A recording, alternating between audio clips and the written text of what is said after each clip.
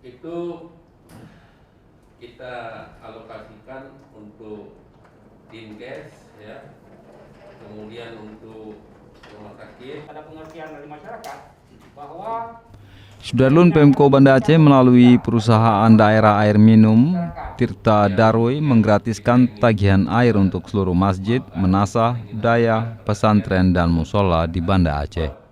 Layanan tanpa tagihan ini diberlakukan selama 3 bulan terhitung April, Mei, dan Juni 2020.